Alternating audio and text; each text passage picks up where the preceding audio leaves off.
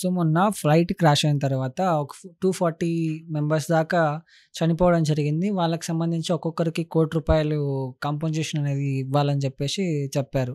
ఇస్తున్నారు కూడా. అంటే కాంపెన్సేషన్ అనేది కంపల్సరీ ఇవ్వాలనే ఒక రూల్ ఏమైనా ఉందా మేడం లీగల్‌గా? యాక్చువల్‌గా ఏందంటే, ఇందులో మనం కొన్ని కన్సిడర్ చేయాలి. ఒకటేందంటే, ఒకటి రోమ్ కన్వెన్షన్, ఇంకోటి మాంట్రియల్ కన్వెన్షన్, ఇంకోటి ఇండియన్ టార్ట్స్ లా. ఇవన్నీ కూడా చూసుకోవాలి. దీంట్లో ఏందంటే, రోమ్ కన్వెన్షన్‌లో మనమైతే రోమ్ కన్వెన్షన్‌లో మనం సిగ్నేచర్ చేసలేము. అంటే we do not sign it. So, as per that ఏందంటే, ఏదైనా యాక్సిడెంట్ అయితే కంపల్సరీ ఎవరైతే అంటే ఏవియేషన్ వాళ్ళు ఉంటారో, అంటే ఏవియేషన్ అంటే ఇక్కడ ఎవరైతే కంపెనీ వాళ్ళు ఉంటారో, అంటే ఫ్లైట్ ఎవరికైతే సంబంధించినారో ఆ కంపెనీ కాంపెన్సేషన్ అనేది బేర్ చేయాలి. ఇన్‌స్పైట్ ఆఫ్ ఎనీథింగ్ ఏదైనా గానియండి, దేనివల్ల యాక్సిడెంట్ అయినా ఏదైనా సరే రీజన్స్ అన్నీ పక్కకు పెట్టి ఎవరిది తప్పు అనేది కూడా పక్కకు పెట్టి అది ఇవ్వాలి.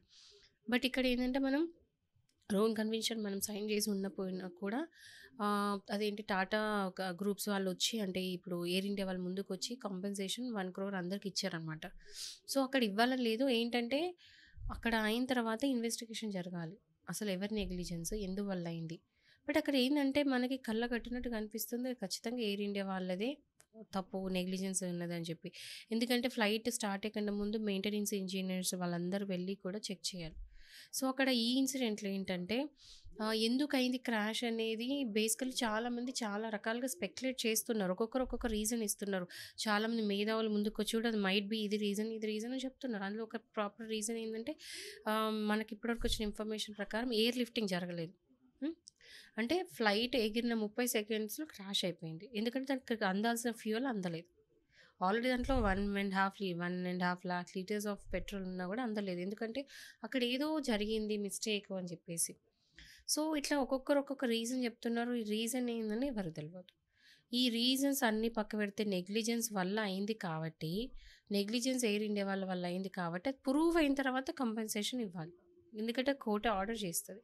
బట్ కోర్ట్ కూడా ఆర్డర్ చేయముందుకు, ఏం జరగముందుకు వాళ్ళంతట వాళ్ళే ముందుకొచ్చి కాంపెన్సేషన్ ఇచ్చారు.